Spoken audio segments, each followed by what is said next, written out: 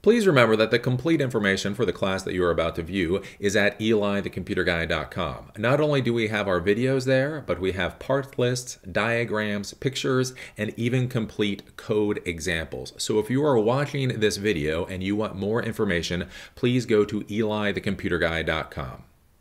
Welcome back. As you know, I am Eli the Computer Guy, and in today's project, we are going to be creating a garden sensor suite. So we're not going to simply be connecting one or two sensors to our Arduino device. We're going to be connecting multiple different sensors and input devices to our little Arduino, and then outputting the results to an I2c screen. Now, it is important to understand with how I do these classes and how I do these projects, the point here is not for you to simply take this project as a whole and put it into your environment. The idea here is that you take the ideas that you learn from this project and essentially you copy and paste the stuff that you want, add it to whatever additional functionality that you need, and then you create your project. So the important thing today is that we're going to be inputting data from multiple different sources, and then we're going to be outputting it somewhere. So today we're going to be outputting this to an I2c screen, but it's important to understand you could output this to an I2c screen.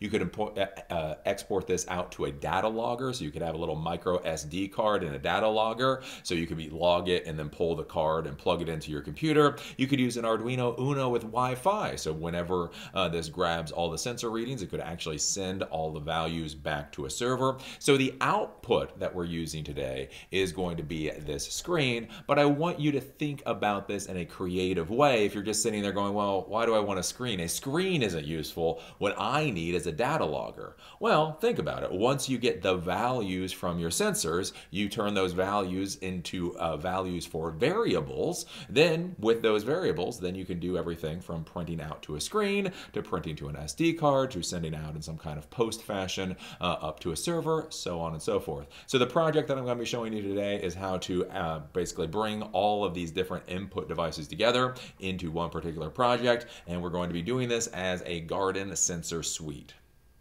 So this particular project today is not very difficult.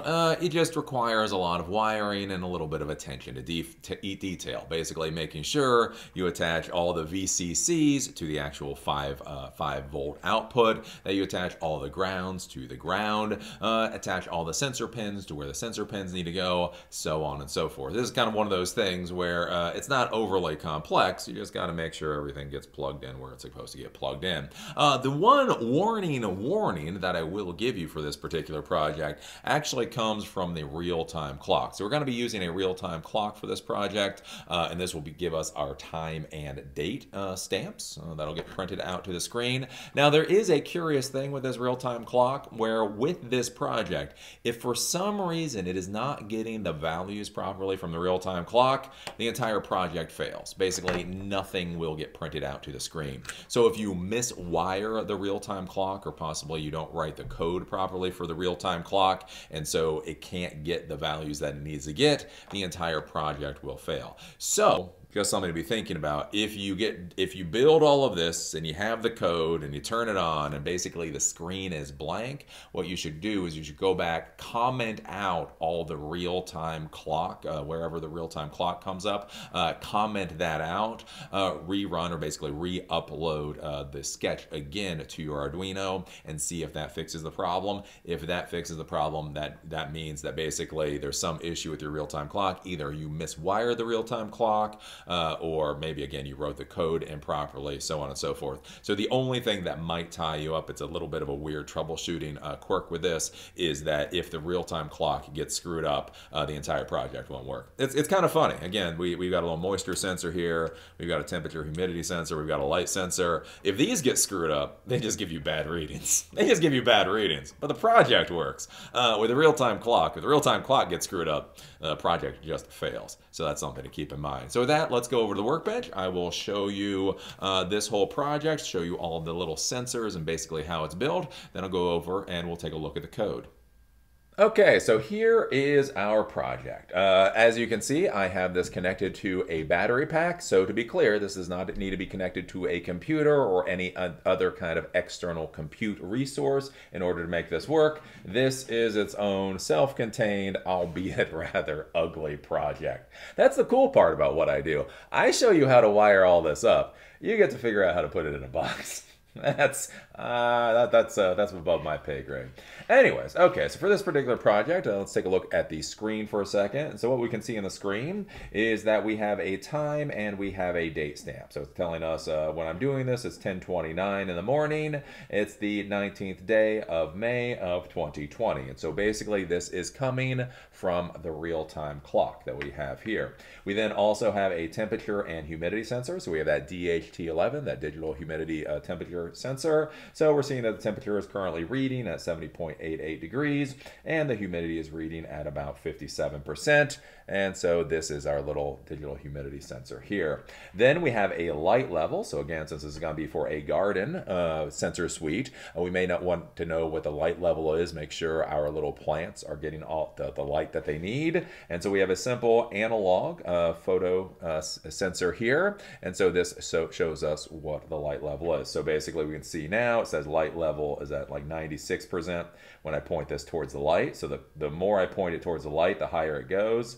If I put my finger over it, then we see it goes down to 14%. So that shows us basically how much light it's receiving. And then the final sensor here is we have one of these little moisture sensors. So this determines how much moisture there is in the soil. So since this isn't in the soil and basically it's open, we can see that the reading is up here at 1023. If I come over with a cup of water, because you know, whenever you have an electronics project, you always want a glass of water beside it. But what I can do is I can simply shove this in here. So this is into full water. And what we'll see is that level goes down and it will, in water, it'll go down to like something like 340.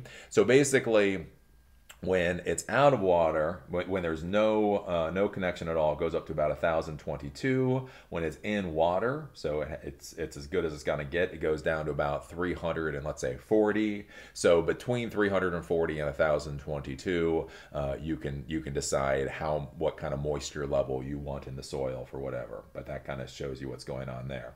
So anyways, that's the project, and that's what we have set up today. Again, don't get worried about all the wiring. There is a lot of wiring here, but it's all relatively simple stuff. So the first thing is, let's take a look at the screen itself. So again, this is the I2c display. I like the I2c display because it's relatively simple to connect to something like a basic Arduino. You only need the four wires, ground, VCC, SCL, and SDA. So basically what we have going on here is for this, the SCL and the SDA are plugged into the SCL and SDA port on the Arduino itself. Then for ground and power, these are put to the ground and power rails on our little breadboard. So we have a lot of devices here that need to get powered. So basically for the power for all of these devices, what I've done is I have the 5 volts coming to the positive side on the Arduino, the ground coming to the negative side on the Arduino, and then for all of these different digital devices, I'm plugging the power into the positive side and obviously the ground into the ground side, and I'm simply doing that on this particular board. So basically with the I2c screen, you're going to set up the I2c screen the way you normally set up the I2c screen.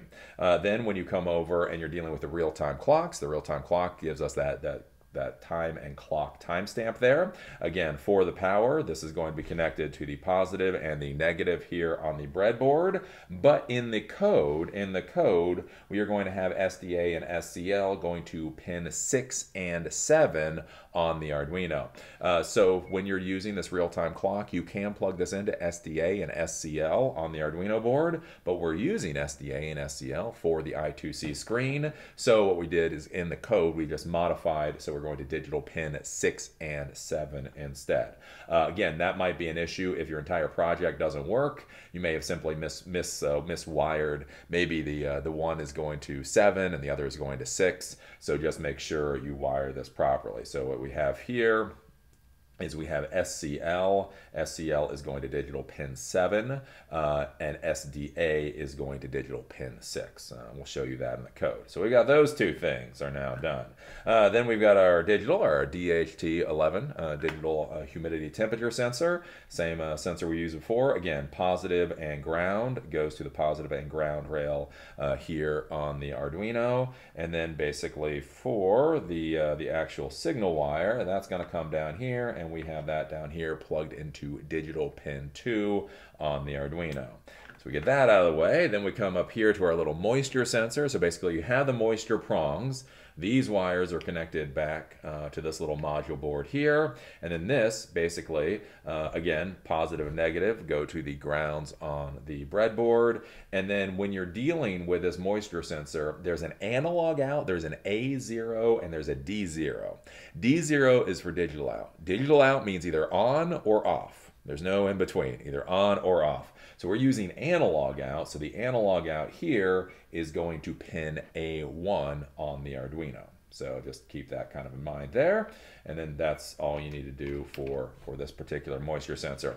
Then finally, we've got the little light sensor here. So this light sensor is a standard analog light sensor. Basically power, 5 volt is going into one side. And then the wiring for this is a bit weird with this photo sensor. Basically what you're going to have is you're going to have the output. So the ground wire goes to A0 on the Arduino board. But then what you also have is you have a 220 ohm resistor, and then that's going to go, and you're going to then connect that to ground. So the output goes both to the A0 on the Arduino board, and it's going to go through the 220 ohm resistor and over to ground. And so that's just a little bit wonky. I've done a project previously talking about how to deal with a light sensor, so you might want to take a look at that. But that's basically what all this looks like. It's, yes, visually it's a mess. Visually, physically it's a mess. But logically it all makes sense why all this stuff is here. The other thing that I would say is if you're going to modify the code, again, you'll notice I used A0 and A1 for the analog here. Again, since we're using SDA and SCL for the I2c sensor, I would highly recommend you don't use A5 or A4 on here. That might run you into problems when you're doing your project. So when you're going to be connecting analog sensors, connect to A0, A1, A2, or A3, and then leave A4 or A5. That might run you into issues, possibly, again, with something like an I2c display or I2c device connected to this board. And with that, that is basically what this project physically looks like. So let's go over and take a look at the code itself. So here we are at my demonstration machine at the Arduino IDE, and much like the mess of the wiring that I just showed you, when you first look at this, this might look a little bit complicated, but if you break out all of the different components, you realize how relatively simple it is. You also realize that if you are having a problem with any particular sensor, if you write the code this way, you can simply comment out lines of code that may not be working properly so that you can go through and troubleshoot. Okay, so basically what we have here is at first we have the libraries that we're going to need to add. So we have the DHT, basically the digital humidity temperature, that sensor. So here we are at my demonstration machine, and I have the Arduino IDE open. If we go and we take a look at the code, we notice it's a little bit long, but if you step through it, it all actually kind of makes sense. A bit like the physical build. It may look a little ugly when you first take a look at it, but if you break it down and understand what's going on, it actually is relatively simple. So the first thing that we're going to do here is we're going to include all of the libraries that we're going to need. So the DHT sensor, that temperature humidity sensor, we need to add the library for that. The DS3231, this is the real-time clock library, so we need to add that. Then we need to add the wire library, the LCD library, and the liquid crystal _ I2c library, and this is all to make that I2c display work for us. Then what we're going to do is I'm going to go through and I'm actually going to configure the sensors. And again, whenever you're thinking about configuring a device, especially with something like a sensor suite, when you're dealing with multiple sensors, think about starting to comment what you do and then break everything everything out into its individual components so it's easier to troubleshoot. So again, with some of my smaller projects, I kind of dump a lot of stuff together. I kind of dump the defined pins together. I dump the variables together. I dump a lot of stuff together because it doesn't really matter, right? It's 20 lines of code. You should be able to take a look at the code and understand what's going on. But when you start dealing with more and more sensors and more inputs, the more you can kind of compartmentalize everything, the easier it's going to be to troubleshoot and make sure you understand what's going on. So here, again, I just have a line for the comment to tell me this is the light sensor.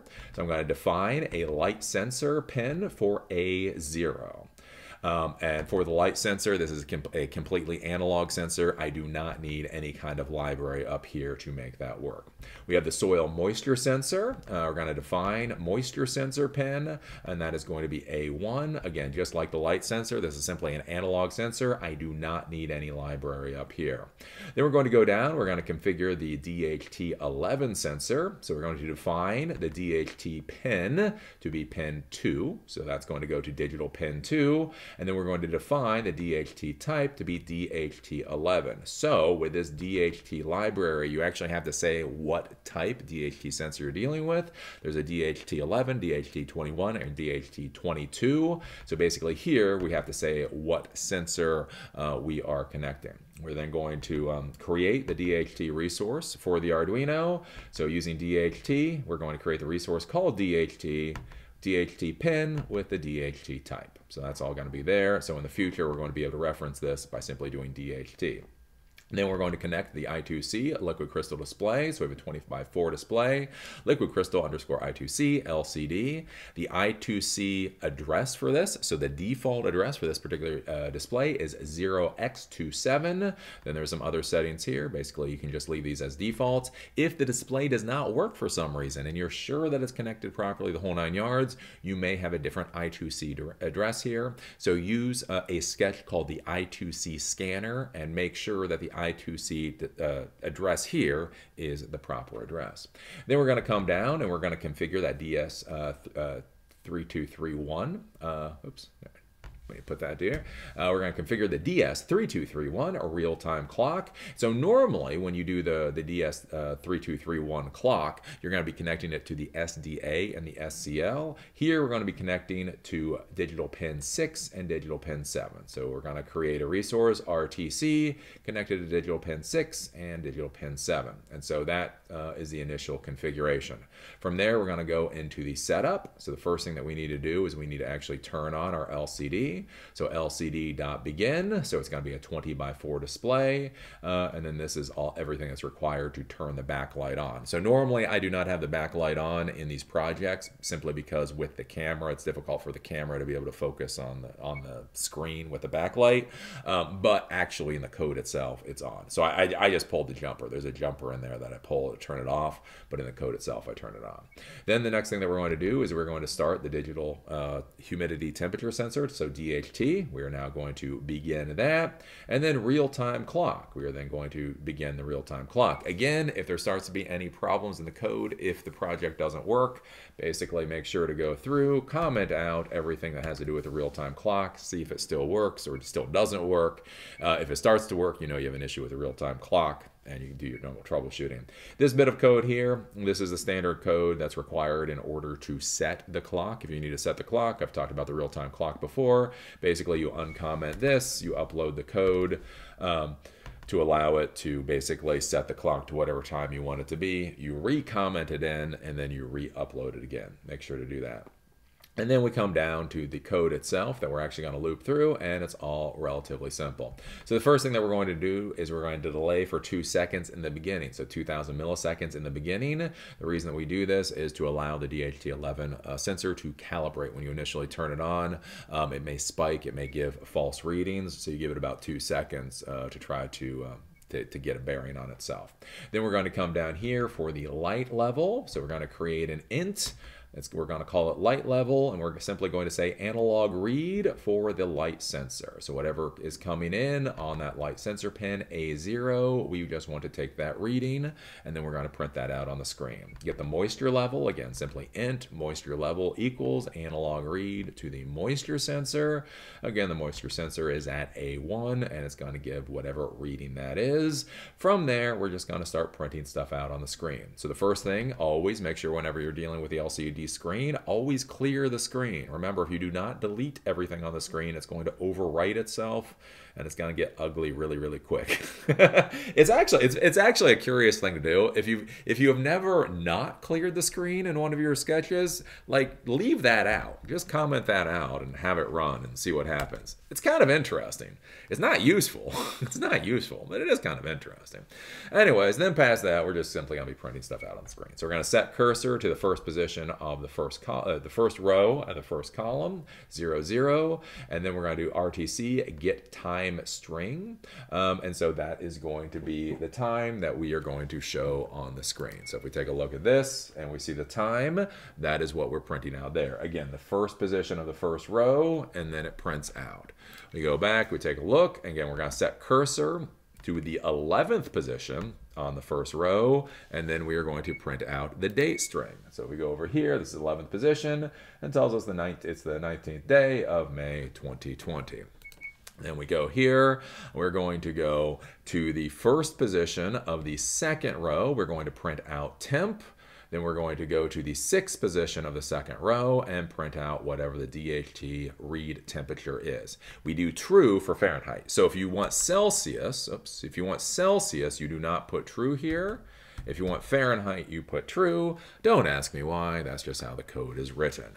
Then you go to position 12 on the second line. You say humidity. You go to position 16 on the second line, and you do DHT read the humidity, and it tells you what humidity it's reading. So that's where you get the temperature, and then it's 70.16. Then you have humidity, HUM, and then it goes to 59% is what it's currently reading. Then we're going to go down here. We're going to set the cursor to the first position of the third row. We're going to say light level. Then we're going to go to the 14th position of the third row, and basically just whatever that light level value is, that's what we're going to be printing out here. If we go, we can see light level, and we can see it's currently 78. If I put my finger over it, it then goes down to 18. If I point it towards the light, it then goes up to 103. All right, so that's what's printing out there. Then we're going to come down here. We're going to go to the first column of the fourth row. We're going to simply print out moisture level. We are then going to go to the 17th column of the fourth row and then print out whatever the value of moisture level is. And so that's where you can see moisture level. It's currently at 1022 because it's just sitting up here being all nice and dry. If I stick the moisture sensor into the water, we can then see it goes down. And again, for the moisture sensor, it takes a little while for it to find its balance. But if you fully put it into water, it finds its balance at around 340. So then you just have to figure out what moisture level you prefer. And that's all there is to this code. If you go down, that's all you have. And so it's pretty simple here. Again, we have a number of different sensors. So we have a light sensor, we have a moisture sensor, we have the temperature humidity sensor, we have a real-time clock. This is being displayed out to that I2c 20x4 screen. And the important thing to realize with this is, see, what I'm doing here is I'm simply printing out the values for variables. So again, I could be printing this out to a micro SD card. I could be printing this out, or basically sending this with a post command. If this was an Arduino Uno with Uno, if this had some Wi-Fi or network capability, I could be sending this out with a post to a server for the server to collect the information and figure out what to do. So the important thing with this is basically I'm just showing you how all of these different devices can connect to the Arduino, and then with this, I'm printing it out on a screen, but again, the output could be in many different fashions. So there you go. Now you too can make your whole little garden sensor suite. Isn't this cool? You got a little moisture sensor there, you got a temperature sensor, humidity sensor there, you got a real-time clock, you got a light sensor, you got a screen, you got a whole bunch of stuff going on. I do have to say, one of the things I like about my job as an educator is I don't have to figure out how to put this on a package for an end user to use. And that's something you have to think about, though. That is something that you have to think about. It's like, okay, you've got all this stuff together. It's doing the processing. It's getting the inputs. It's providing the outputs. But one of the things that you do have to think about is how are you going to put this in a package so that you would hand it off to your lovely spouse? Oh, that's the real question. And that's not the question I'm going to answer today. I showed you how all this stuff works electronically. I'm not going to explain how to put this into a usable fashion so your spouse doesn't destroy it. But again, that's one of those things to think about. The big takeaway that I want you to be thinking about with this project today is just the idea of having multiple different sensors, multiple different input devices on a very simple Arduino Uno board, and thinking about then how you're going to be dealing with the output. Again, do you want to put output to a screen like this? Do you want to do output again to a server or something like that? That's the kind of thing that you have to think about. The other thing that you do need to think about when you're dealing with the Arduino board is as you start adding more modules, add more devices, more sensors, all of that kind of stuff, you then also do have to really start thinking about the wiring on the board. Again, since we're using an I2c display and a real-time clock, that means they can't both use the SDA SCL pins on the board. So basically the I2c display gets to use the SDA SCL pins, and then we simply move the real-time clock over to digital pins 6 and 7. You do have to think about that when you're creating these Arduino projects, is what kind of conflicts are there going to be. Again, with this particular project, I would highly recommend you do not use pins A4 and A5, analog pins A4 and A5 for this particular project. You might run into some issues, again, with that whole SDA, SCL, some of the other stuff going on. If you run into any weird quirks, that might be something that you have to troubleshoot. So that's going to be one of the things to go forward. Again, when you start dealing with Arduino, right, you add one sensor and then one output option. So you have one moisture sensor connected to an LED. You don't run into resource conflicts with that. But as you start adding more and more and more components to these projects, then you can start running into resource conflicts, and then you have to think about how you're going to get past that. Are there ways to modify the code so that you can have the device communicating on different pins? Is it impossible for the device to communicate on a different pin, and you may literally simply have to buy a different device? That can be a problem with I2c devices. So if the I2c device, the address for the I2c device is embedded in the hardware, and then you have two I2c devices that use the exact same address, you may run into a problem. Like literally the only way to fix the issue is simply to buy a completely different device that has a proper or different I2c address so that the Arduino can communicate with the appropriate devices. These are some of the things you have to think about as you start adding more and more to your Arduino projects. But anyways, I think this is a pretty useful thing. Again, this is the type of stuff that you might actually use in the real world. Again, you got a moisture sensor, a light sensor, temperature, humidity sensor. You have a little time output, and you point it to a screen. You can plug this into your little garden plant. If you're like many computer geeks where you don't necessarily have a green thumb, maybe you can plug this into one of your little garden plants and figure out what numbers things have to be in order to keep the darn thing alive. So that's something to think about. Anyways, as always, I enjoyed doing this class and look forward to seeing you at the next one. If you like the content that I create, please think about going to eliTheComputerGuy.com and becoming a member or donating. Please understand that all of the educational videos are in front of the paywall. That includes the videos, that includes the notes, the diagrams, and the code example. All of that is freely available and in front of the paywall. But if you want to watch opinion videos or if you want to be able to comment, you do need to become a member. Membership is $5 a month or $60 a year and gives you access to those opinion videos and the ability to comment. If you don't want to become a member, you just want to give a one-time donation, there's also a donate button where you can do that. Please understand, in order to provide the education that I am, it does cost money. Servers cost money, equipment costs money, travel costs money. All of these things cost a reasonable amount of money, and the fact of the matter is YouTube's advertising program no longer supports creators the way that it used to.